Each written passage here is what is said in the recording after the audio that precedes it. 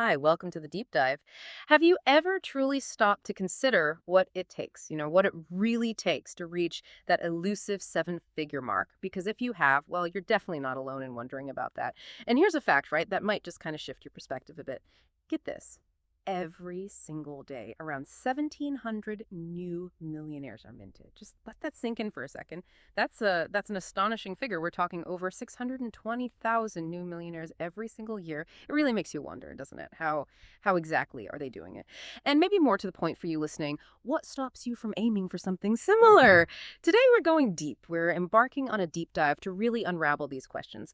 Because fundamentally, when you boil it all down, getting to that level of wealth often comes back to two basic things: your positioning in the marketplace and the specific value you bring to it. If the market kind of perceives you as someone who deserves $1 million or more, maybe for the problems you solve or the solutions you offer, well, it has this remarkable tendency to actually deliver. It's fascinating, isn't it, those numbers?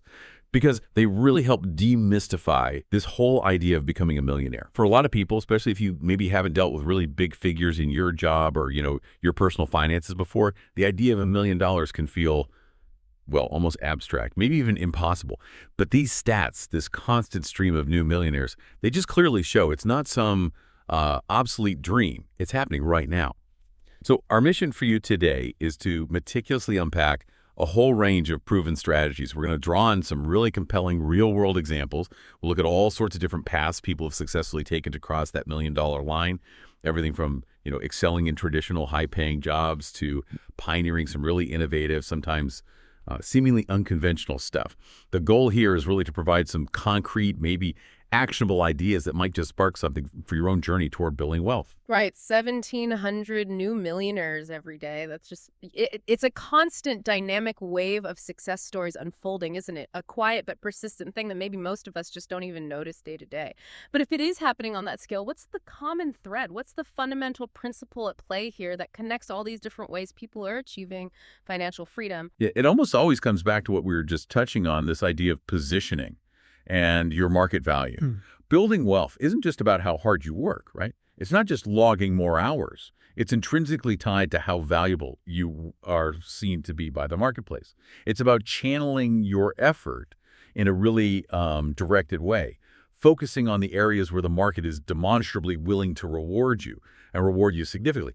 Every single strategy we're going to talk about today, whether it's, say, hyper-specializing in a traditional field or scaling up some new digital product, ultimately it boils down to either dramatically increasing your perceived value or solving a really pressing problem for a large enough group of people. Or, and this is key too, maybe solving a very complex, very high-value problem for just a few people, but people who are willing and able to pay a lot for that solution. It's not always about that one single massive home run, even though those grab the headlines. Much more often, actually, it's the result of consistent, intelligent value creation, doing something the market recognizes, appreciates, and will ultimately pays for. Think about it like this. If you can find a problem that affects, say, 1 million people, and you create a solution they're willing to pay just $1 for, boom, you're there. Or, alternatively, maybe you solve an incredibly intricate, high-stakes issue for just one company or one person, and that solution is legitimately worth $1 million to them. That path works too.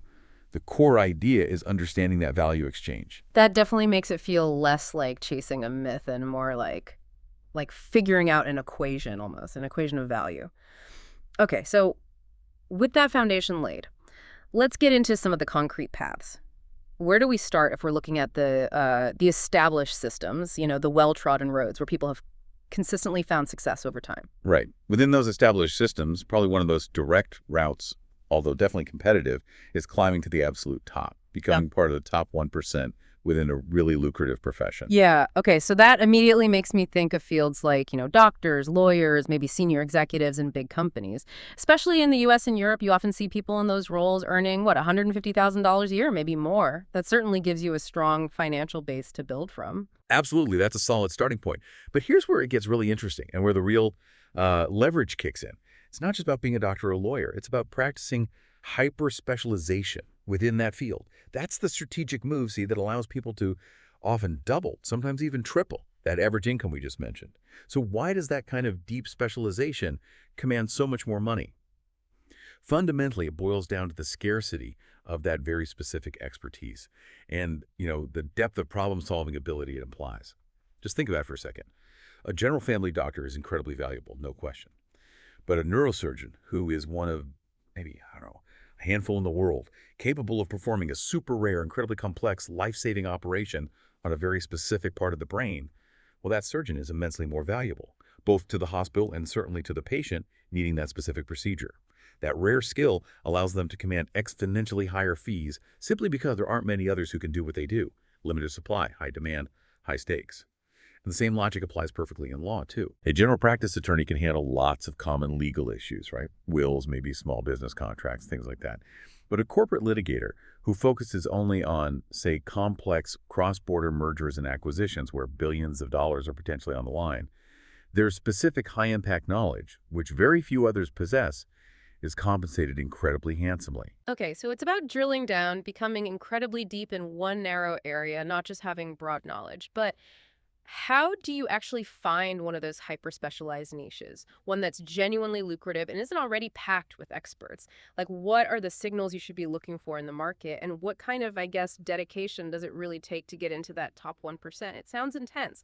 It is intense, absolutely. Finding the niche often involves really paying attention, watching for emerging problems, maybe new regulations coming down the pike, or technological shifts that create brand new complexities nobody's quite figured out yet. For instance, think about the rise of artificial intelligence right now. A lawyer who decides to specialize only in AI intellectual property law, that's hyperspecialization. Or a doctor focusing solely on using AI for complex diagnostic challenges. Same idea, the market signals. Often it's a clear shortage of qualified people to solve a growing high-stakes problem. Or situations where the cost of not having the absolute best expert is enormous. Think critical infrastructure, cybersecurity, maybe, and reaching that top 1%.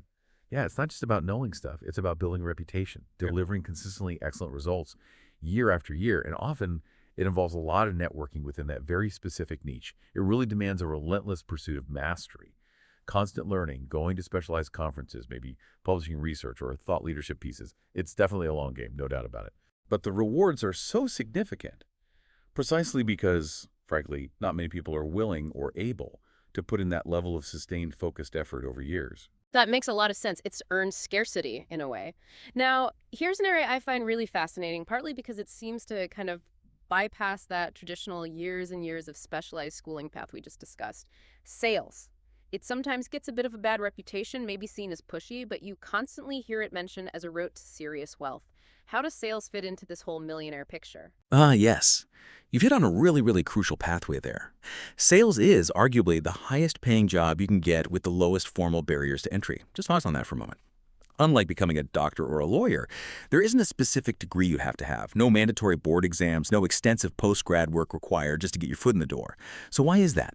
Why can sales be so lucrative? Because at its heart, sales is a fundamental skill. It's universally valuable. It cuts across every business model, every single industry, every product, every service imaginable.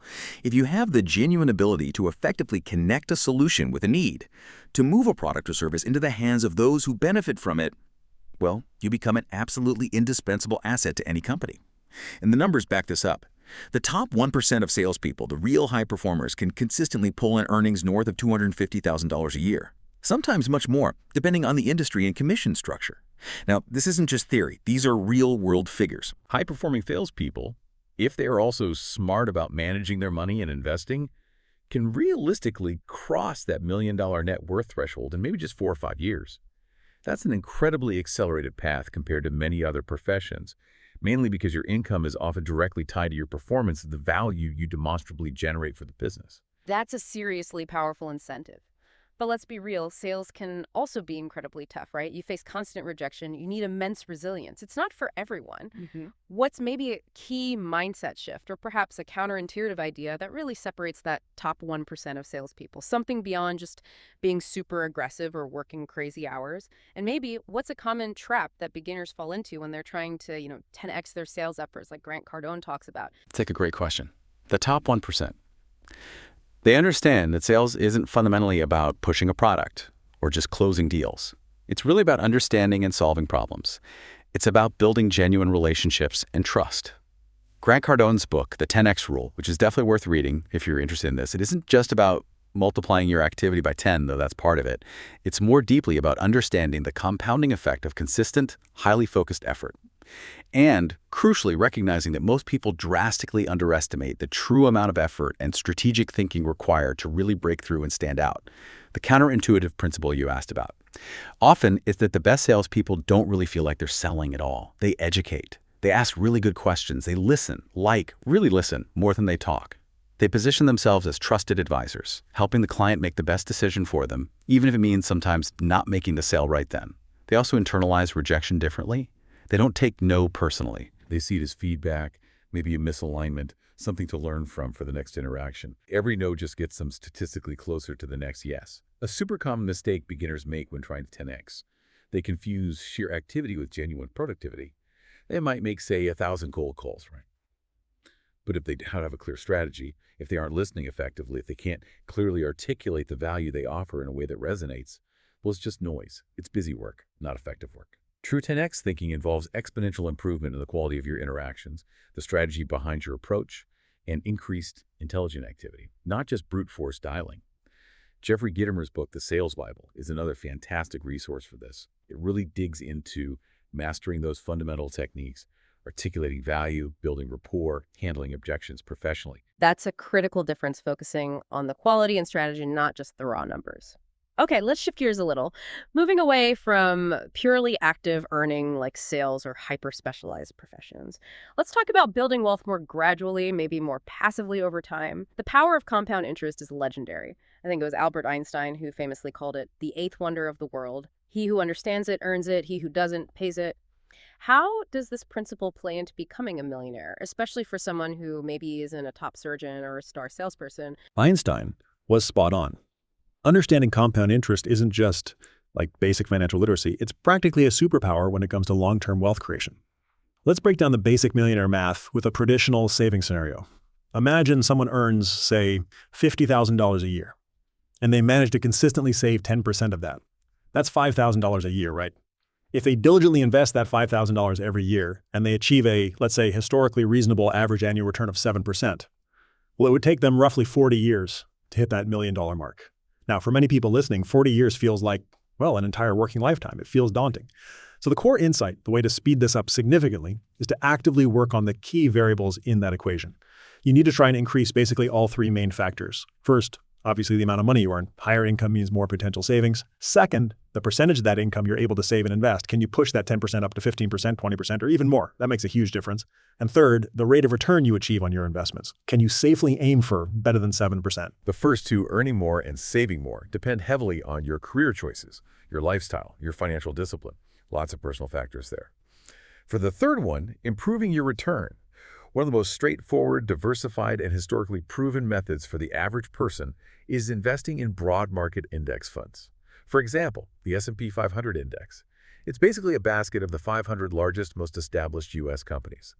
Investing in an S&P 500 index fund means you own a tiny piece of all of them. Historically, over the long haul, like the past 90 years or so, the S&P 500 has generated average annual returns of around 10%. Now, past performance isn't a guarantee of future results, obviously, but it's a solid historical benchmark. The beauty of an index fund like this is immediate diversification. You're spreading your risk across hundreds of companies in various sectors of the economy. You're not betting everything on one single company's success. In terms of how to do this, there are great low-cost platforms out there. Vanguard is a classic example, known for its low fees on index funds.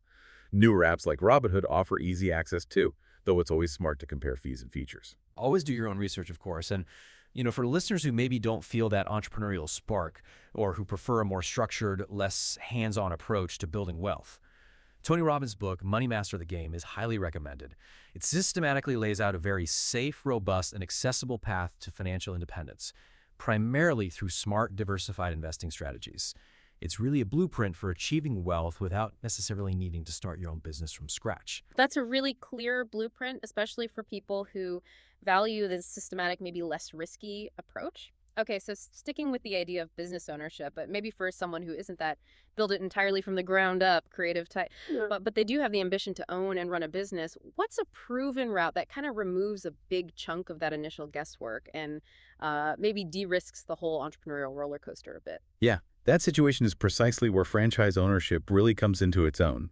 It's essentially, like you hinted, an optimized business in a box, a ready-made pathway into entrepreneurship. A franchise operates on a model where you, the franchisee, buy the rights to operate under an already established brand name, a brand that usually has significant recognition, right? And along with the name, you get access to their proven, simplified, and crucially duplicable operating systems. Think of the big global names everyone knows: McDonald's, Starbucks, Subway, or even successful local or regional chains, maybe in home services, fitness, or cleaning. You're not just buying the logo, you're buying a meticulously refined operational playbook. Plus, you typically get all the necessary tools, marketing support, training programs, and ongoing guidance from the main company, the franchisor. Okay, that sounds like a pretty comprehensive support system, but what's the catch? What are the typical financial commitments involved? I imagine there's an upfront cost and probably ongoing fees too. Yes, definitely. There are generally two main financial parts to a franchise agreement. First, you pay a standard, usually one-time franchise fee right at the beginning. That's basically your entry ticket, giving you the right to use the brand and system in a specific territory. Second, you'll almost always pay an ongoing royalty fee. This is typically calculated as a percentage of the gross revenue your specific franchise location generates. Could be, say, 5% or 8% of your sales paid back to the franchisor regularly. Now, those upfront franchise fees, they can vary enormously. It really depends on the brand strength, its market position, how much demand there is for its franchises. You certainly find some solid, profitable franchise opportunities, maybe in service industries or smaller retail niches, where the initial fee might be as low as $10,000 or $20,000.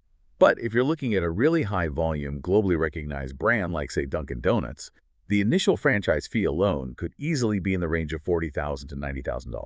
And that's just the fee. On top of that, most major franchisors will require you to show that you have substantial liquid assets, cash, or easily sellable investments. For Dunkin', that requirement might be $250,000 or more in liquid capital. Why? They want to be sure you have enough financial cushion to cover the cost of building out the store, buying initial inventory, covering operating expenses for the first few months, and handling any unexpected bumps in the road. The huge advantage here, as you pointed out, is the significant de-risking factor. You're adopting a model that's already been optimized, often over decades. You get a brand with existing customer loyalty baked in. You get a system that's been proven to work, ideally in many different locations. All of that drastically reduces the uncertainty and, frankly, the often high failure rate associated with trying to launch a totally new independent business concept from absolute zero. You're essentially leveraging years, maybe decades, of accumulated business intelligence. Right, buying into proven success instead of inventing it. Okay, let's pivot now. Let's talk about those folks with more of a creative spark, maybe a unique voice, or just that undeniable entrepreneurial itch. The ones who really want to create something new or maybe leverage some of these newer digital platforms. Where can they find their distinct path to a million? Okay, well, one path that's surprisingly effective, and maybe often underestimated, is actually writing and self-publishing. But the key insight here, the thing most people miss, isn't about trying to write that one single runaway global bestseller. That's like trying to catch lightning in a bottle. No, the real strategy, the more achievable path, is understanding and deliberately playing the volume game. Huh. That really pushes back against the common narrative, doesn't it? We're always told you need to pen the next Harry Potter or, I don't know, 50 Shades of Grey to even dream of getting rich from writing books, which honestly feels like buying a lottery ticket. Exactly. The odds of hitting that kind of single book jackpot are astronomically low. It's almost pure luck. However, the path to making $1 million through writing is genuinely quite doable if you approach it strategically. If you find the right niche, if you consistently produce decent quality work, and if you can connect with an audience that's willing to buy what you write. Very few people realize this, but to hit the New York Times bestseller list, you might only need to sell around 10,000 copies of your book in a single week, across all formats. Sometimes, if you've been on the list before, it can even be as few as 5,000 copies in certain categories. So if your writing is solid and you've chosen a genre where readers are actively looking for new stuff, the strategic play is often just to keep writing and keep publishing.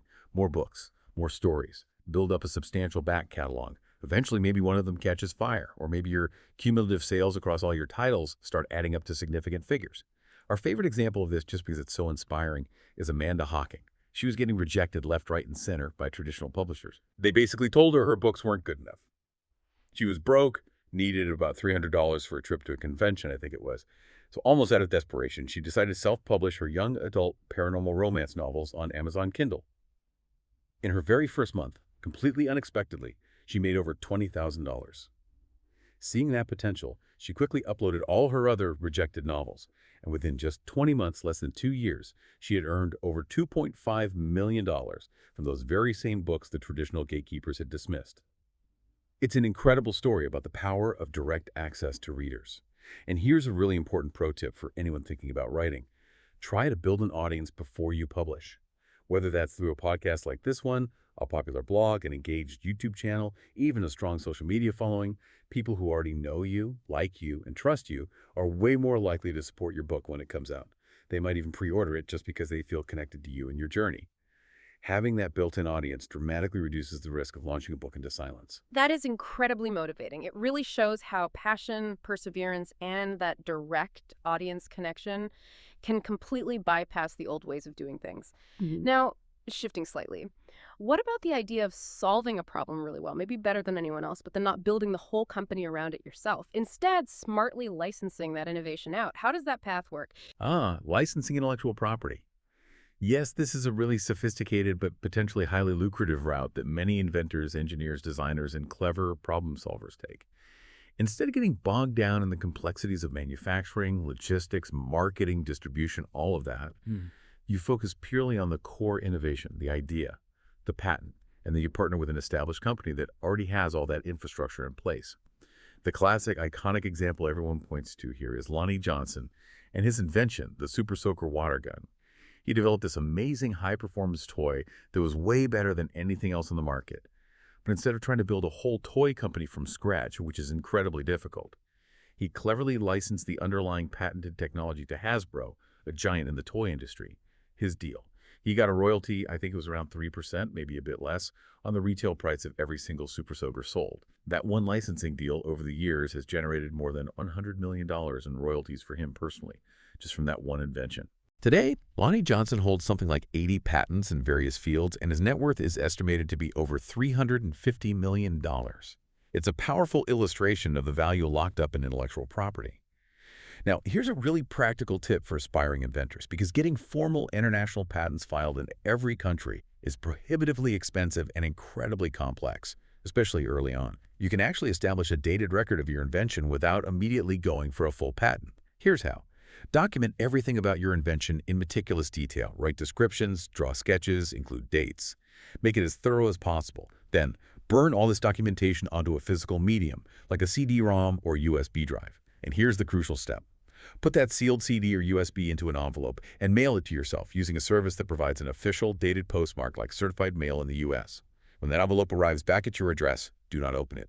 Ever. Keep it sealed. That unopened envelope with the official government postmark showing the date serves as undeniable independent proof that you had conceived and documented that specific invention by that specific date. Now, is it the same as a fully granted patent? No, absolutely not. A patent gives you specific legal rights to exclude others, which this poor man's patent doesn't.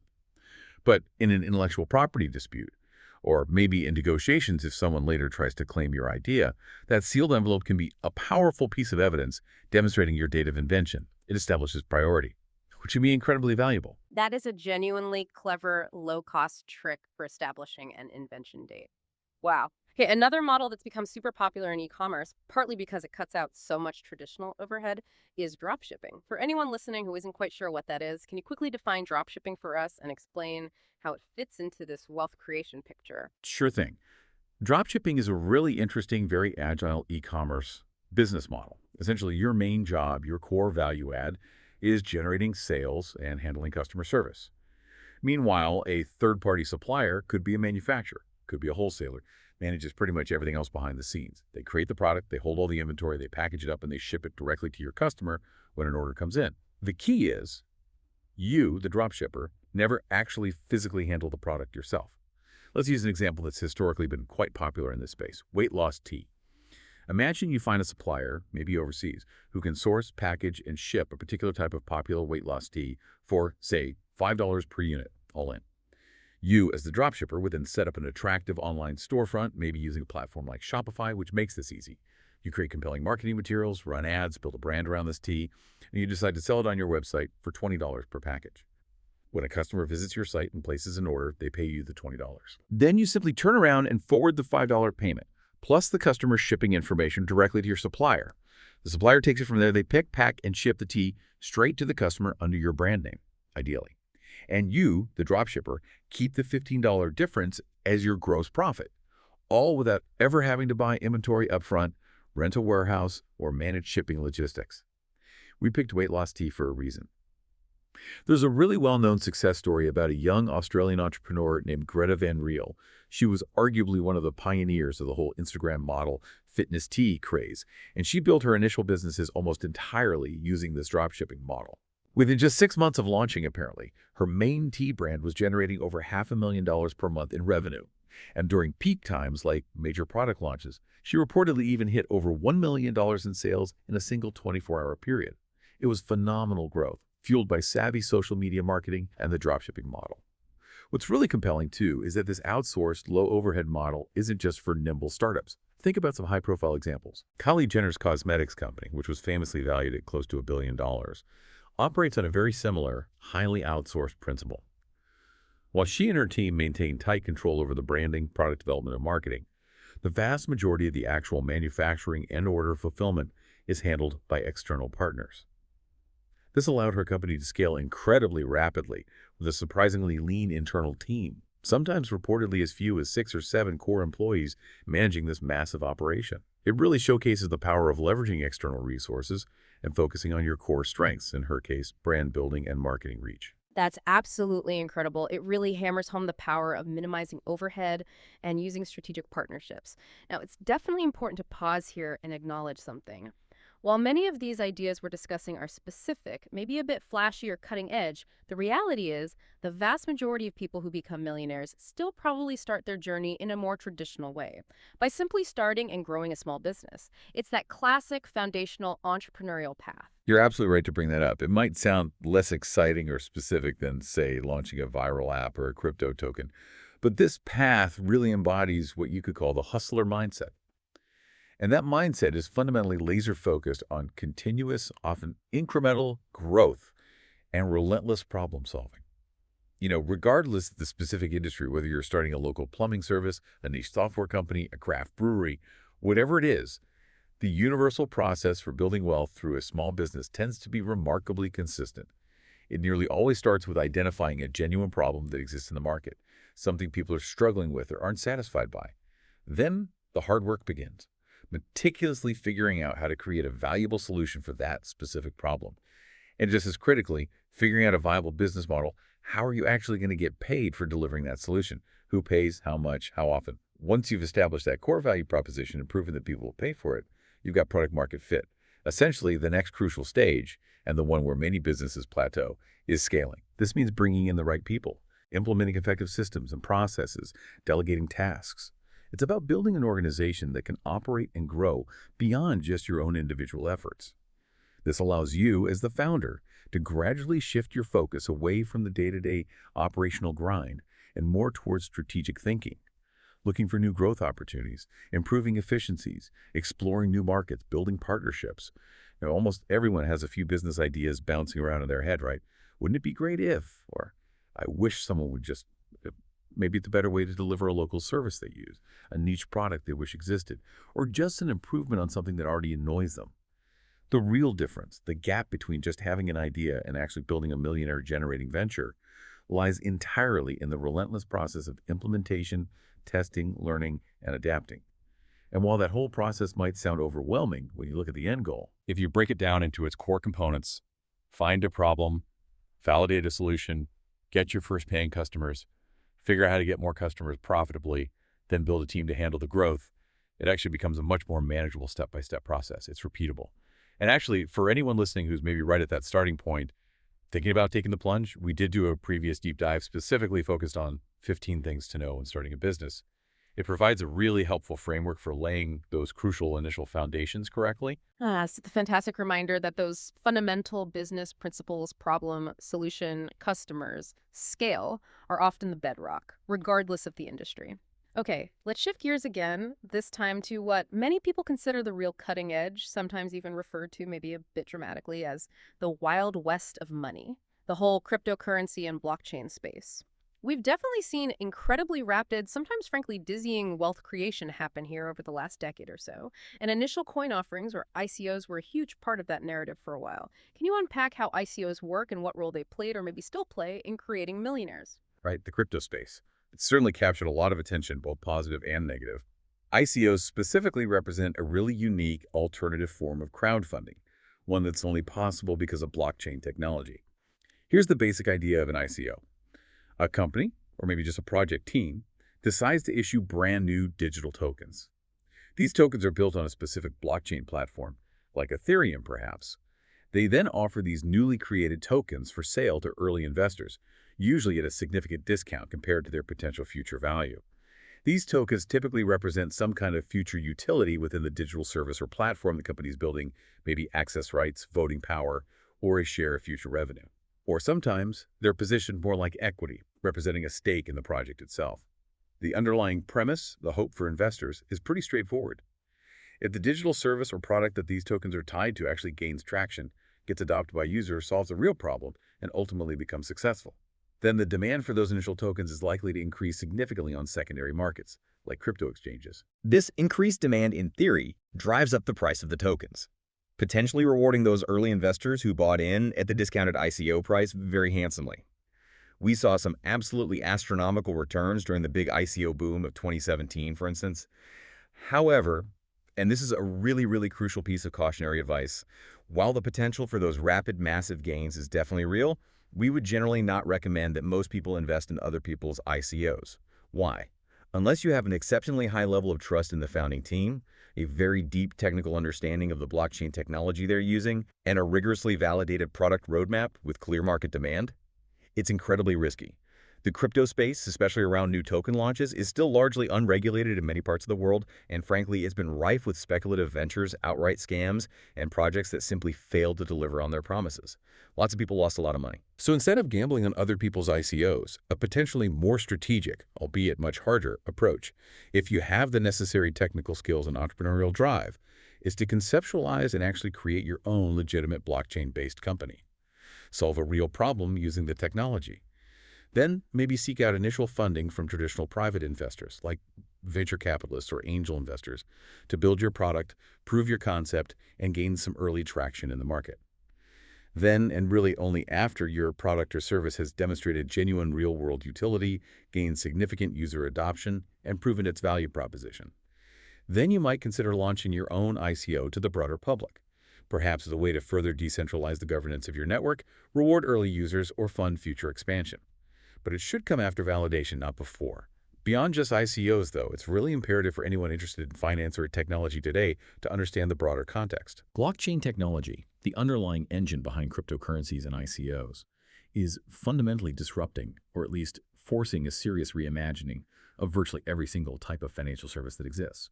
We're talking payments, lending, borrowing, insurance, asset management, derivative trading, international remittances.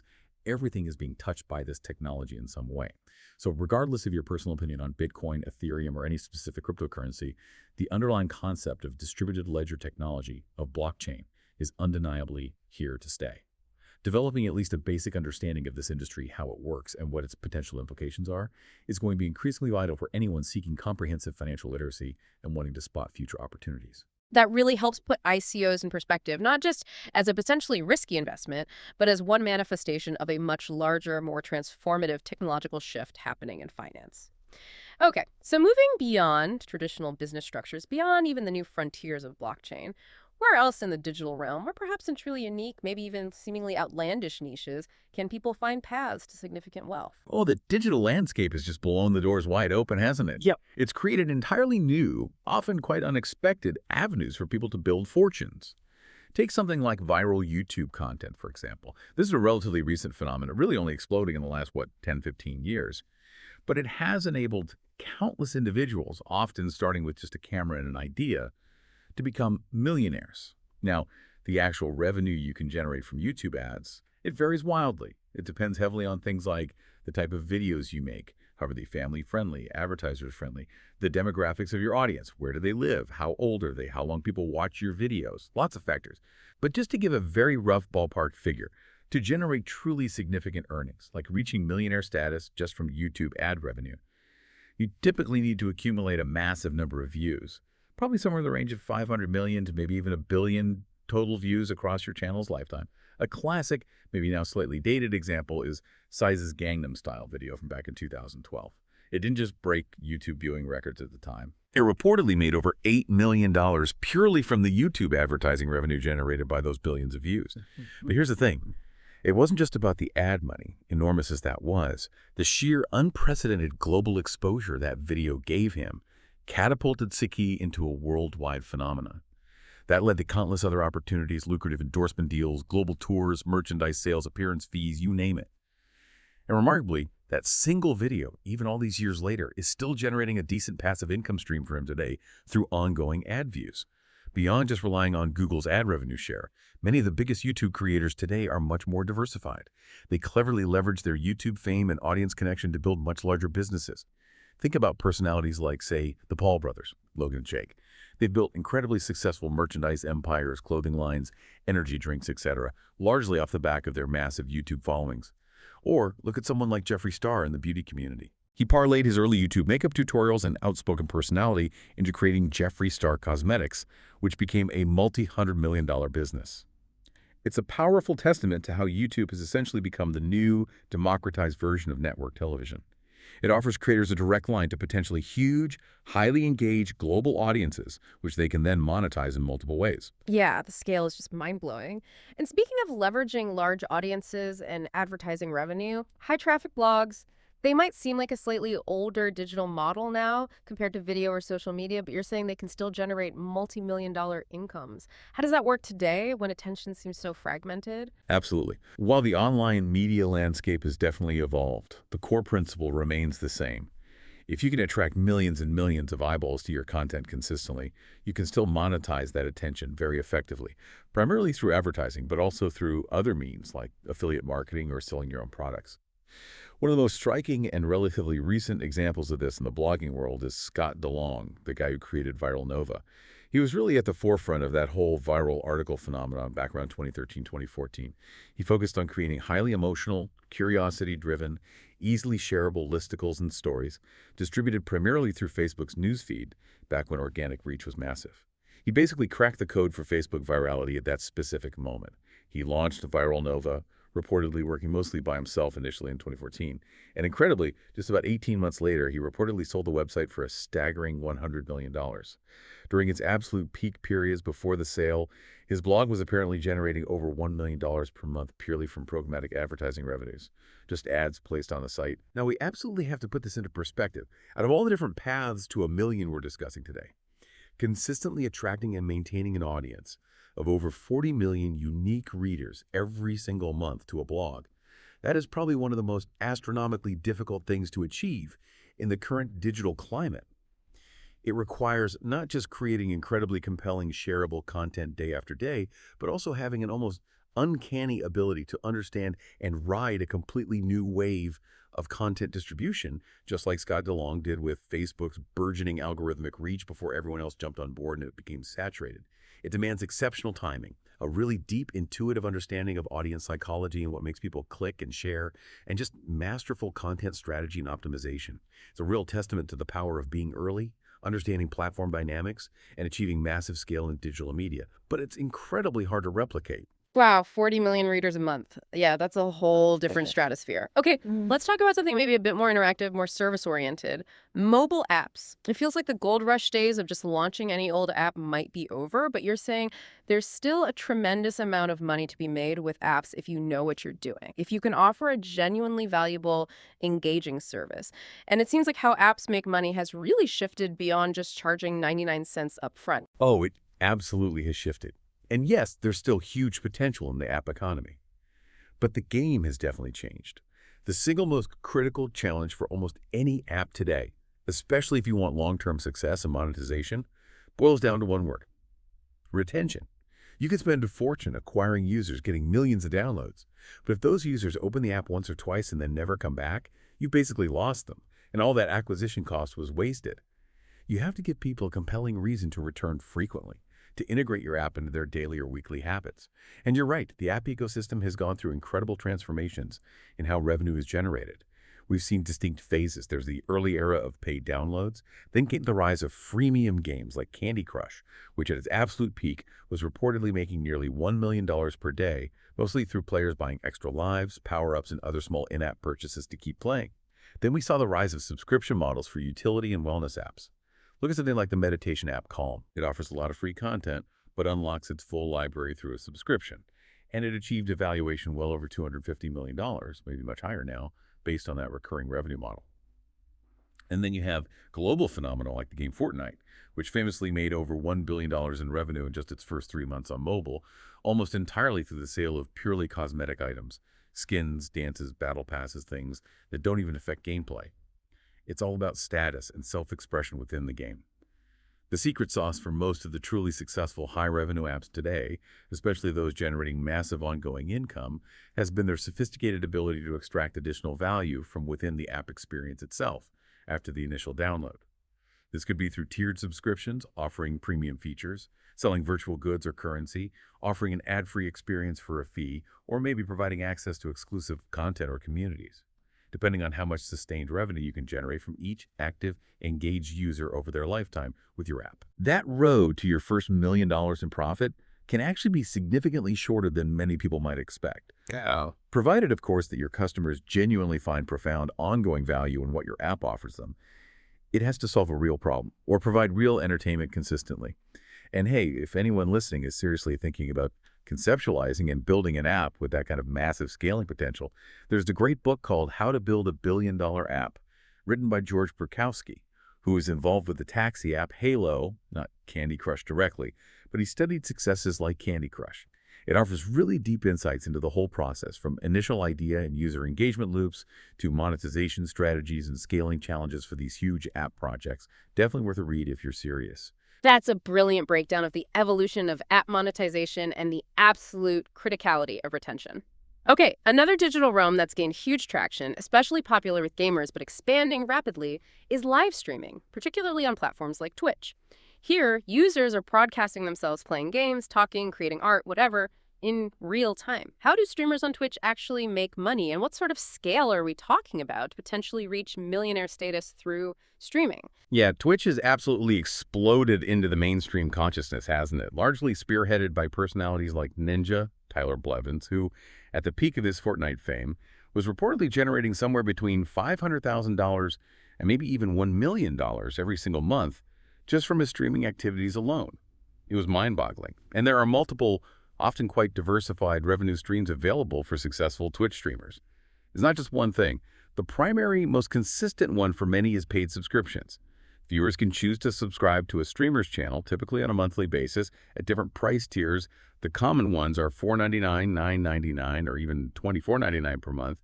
A significant chunk of that subscription fee, usually around 50%, is split between the streamer and the Twitch platform itself, though top-tier streamers with huge audiences can sometimes negotiate a more favorable split, maybe getting 70%. In addition to those recurring subscriptions, viewers can also show support through direct, one-off donations. On Twitch, these are often called bits, a virtual currency bought with real money, or cheers. Viewers use these during the stream to send messages, get noticed, and just show immediate appreciation. For streamers with highly engaged fan bases, these direct donations can add up to very substantial amounts. And then critically, especially for the larger streamers, there are sponsorships and brand deals. As streamers cultivate massive, loyal, and often very niche audiences, big brands, not just gaming brands, but energy drinks, tech companies, fashion labels, fast food chains, are increasingly willing to pay top streamers significant sums of money. This could be for endorsing their products on stream, integrating the brand into their content somehow, wearing branded merchandise, or featuring them in broader marketing campaigns. Ninja's multi-million-dollar deal with Red Bull was a landmark example of this. So, putting it all together, what does it take to hit $1 million in earnings? While giving a very rough ballpark figure, if you were relying only on the $4.99 subscriptions, assuming a 50-50 split, you'd need something like, let's see, maybe around 30,000, 40,000 concurrent monthly subscribers to hit $1 million in annual revenue from subs alone. However, it's actually achievable with significantly fewer subscribers, maybe less than 50,000 total followers if you count all tiers, Potentially even less if your audience is exceptionally generous with direct donations, or if you successfully diversify into selling your own merchandise, like t-shirts or hats, or if you manage to land several high-value, long-term sponsorship deals. It really highlights the power of that direct-to-fan monetization model and the importance of building a really strong, highly engaged community around your specific niche content and personality. That's a fascinating look at that whole direct fan economy. Okay, let's shift back to something maybe more fundamental, almost primal when it comes to making money. The simple idea of buy low, sell high. Or as you put it, buy, flip, repeat. This feels like a foundational rule of hustling, doesn't it? And it's arguably one of the most common, most accessible ways for almost anyone to start making more money, maybe even right away. It's capitalism in its absolute purest form. You are absolutely spot on. The underlying principle here is deceptively simple, yet it's incredibly powerful and has driven commerce for millennia. It all boils down to developing an acute understanding of what specific things people are willing to pay a premium for, what's in demand, what's scarce, what is perceived value. Then, identifying an inefficiency in the market, finding where you can acquire that desired item for significantly less than its potential resale value.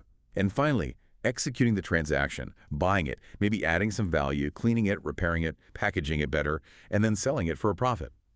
This buy, flip, repeat strategy has manifested in countless forms throughout history, and it continues to adapt and evolve based on current market trends, new technologies, and shifting cultural interests. Our favorite modern example, just because it perfectly demonstrates how adaptable this is, revolves around a kid named Benjamin Kicks, who, when he was just 16 years old, mind you, was reportedly making over $1 million per year purely from reselling high-end limited edition sneakers.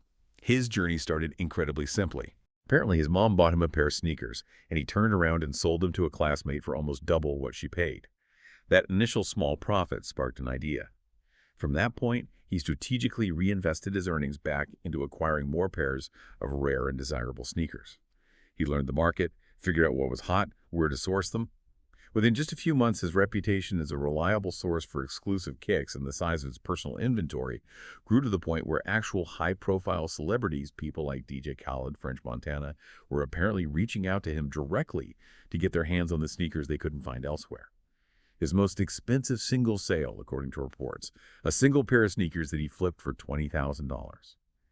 Now, of course, he operates a much more sophisticated, larger-scale operation dedicated entirely to the sneaker resale market. But it all started with that basic buy low, sell high concept. And crucially, this strategy isn't limited to just footwear. That's the beauty of it. Its versatility is its greatest strength. People successfully applied this exact same principle across a huge variety of markets. Think about buying used cars, maybe doing some minor repairs or detailing and flipping them for a profit, or acquiring distressed real estate properties, renovating them and reselling them, house flipping, or sourcing rare antiques or vintage furniture at estate sales and selling them online, or dealing in high-value collectibles, sports cards, comic books, vintage toys, watches. It's all fundamentally about the same thing. Identifying where market demand exceeds readily available supply at a certain price point, acquiring those undervalued assets, perhaps adding some perceived value through cleaning, repair, authentication, or better marketing, and then connecting them with buyers willing to pay the higher price. That Benjamin Kick story is fantastic. It perfectly illustrates finding and exploiting that market inefficiency, even in a seemingly niche area. Okay, this next path we have outlined is incredibly compelling, partly because it runs completely counter to the usual be your own boss, start your own business narrative that's so dominant. It basically posits that one of the quickest ways to make your first $1 million is actually to go work directly for someone who has already made, say, $1 billion. How does that unconventional idea actually work in practice? Yeah, it definitely sounds counterintuitive at first glance, doesn't it? Go work for someone else to get rich. But it's remarkably effective, and it's a path that, perhaps surprisingly, many millionaires have actually followed. The core dynamic, the reason this can work so well, is understanding the ultimate value proposition for ultra-wealthy individuals, especially billionaires. What do they value most? Once you reach that level of wealth, money itself often becomes less of a constraint than time, privacy, and just reducing complexity and hassle in their lives. Their time is their most precious, most finite resource. So if you are exceptionally capable of doing things that save them significant amounts of their valuable time, or if you can solve incredibly complex problems for them that they don't want to deal with, or perhaps most directly, if you can demonstrably help them protect or generate even more money, they will often reward you incredibly generously for that value you bring. Their capacity for generosity whether through salary, bonuses, equity, or other perks, is often directly proportional to the immense value and relief you provide in their incredibly busy and high-stakes lives. However, and this is the absolute non-negotiable condition here, you must establish a deep, genuinely trust-based relationship with that wealthy individual.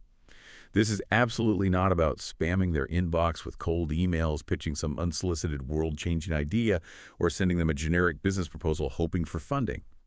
I can tell you from experience, people at that level receive hundreds, maybe thousands, of unsolicited pitches like that every single month, and they almost invariably go straight into the virtual trash can. It just doesn't work. While the popular narrative often focuses on the self-made, multimillionaire entrepreneurs who built their empires from scratch, there's a lesser-known statistical truth.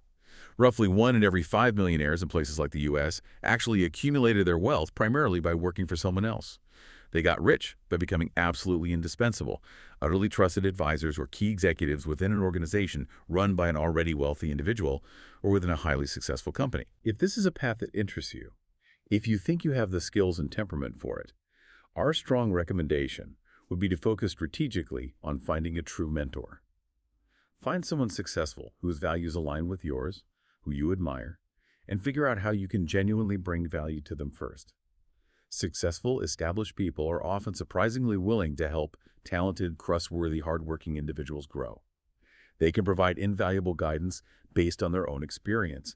They can open doors to opportunities and networks that you could never access on your own. If they come to genuinely trust you, if they recognize your competence and loyalty, they will often bring you into their inner circle. They might grant you significant equity in their ventures, offer performance-based bonuses that dwarf typical salaries, and really take care of you, in a sense, because your success becomes directly aligned with and contributes to their own continued success and peace of mind. That is such a profound shift in perspective. Moving away from the idea of having to create all the value yourself from day one towards strategically aligning yourself with someone who already commands massive value and becoming essential to them. Really interesting. Okay, and finally, we have kind of a fun bonus category. This one is for the people who truly relish thinking way, way outside the conventional box.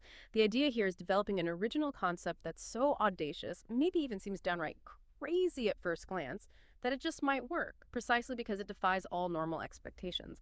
This one really encourages you to let your creativity run absolutely wild. Yes. This category serves as kind of the ultimate proof, doesn't it? Irrefutable evidence that there really is no single rigid formula for creating wealth beyond that fundamental principle of delivering something, anything that someone, somewhere finds valuable, however unconventional that value might seem.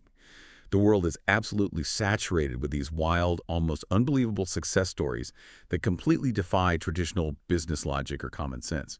I mean, just think about some of the classics. There's the person Gary Dahl, who famously made an astonishing $15 million back in the 1970s, simply by marketing and selling ordinary rocks as pets. He packaged them nicely, wrote a hilarious instruction manual on how to care for your pet rock, and it became a massive, albeit short-lived, cultural phenomenon. Pure novelty and marketing genius.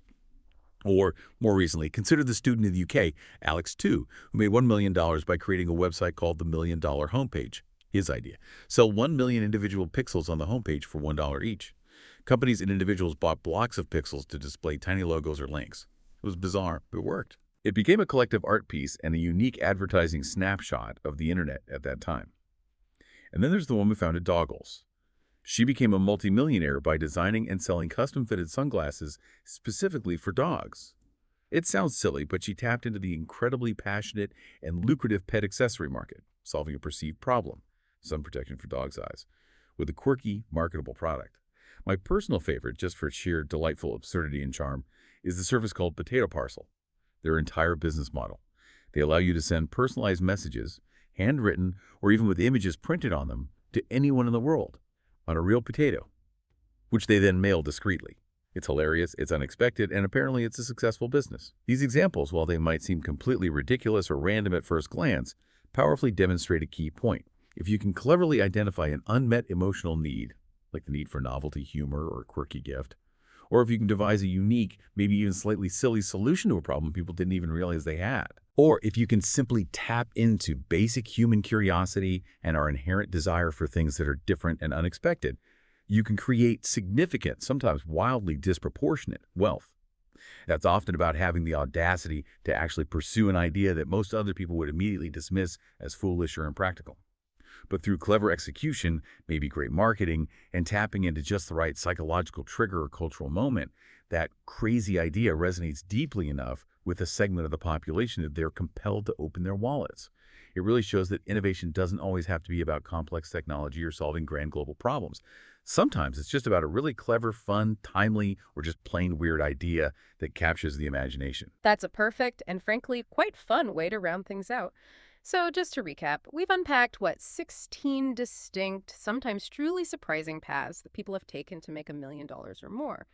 Everything from hyper-specializing in those demanding traditional professions to strategically investing and letting compound interest work its magic over time, all the way through leveraging digital platforms like YouTube, Twitch, or dropshipping, and even landing on those delightfully unique, maybe slightly crazy out-of-the-box ideas like, well, selling pet rocks or sunglasses for dogs. The possibilities for wealth creation, when you look at it this way, are truly vast and wonderfully diverse. Yeah, they really are. And this deep dive, hopefully by showcasing such a wide spectrum of different approaches from the highly analytical to the wildly creative, naturally leads to an important question for you listening right now.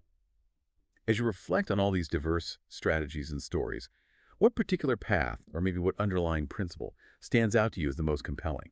Or perhaps, what was the most unexpected route to wealth creation that we talked about today? And maybe digging a bit deeper, building on that core idea of value we started with. What problem, big or small, complex or simple, do you feel uniquely positioned with your own skills, experiences, and passions to potentially solve for the marketplace in a way that truly brings value to others? Exactly. We genuinely hope this deep dive has sparked some new ideas for you, maybe ignited your curiosity about possibilities you hadn't considered before, and perhaps even provided a slightly clearer roadmap, or at least some inspiration, for your own personal journey towards achieving your financial goals, whatever they may be, maybe even your first million. We always love hearing your thoughts on these kinds of topics, and we're curious what insights you might take away and perhaps even apply next based on this conversation.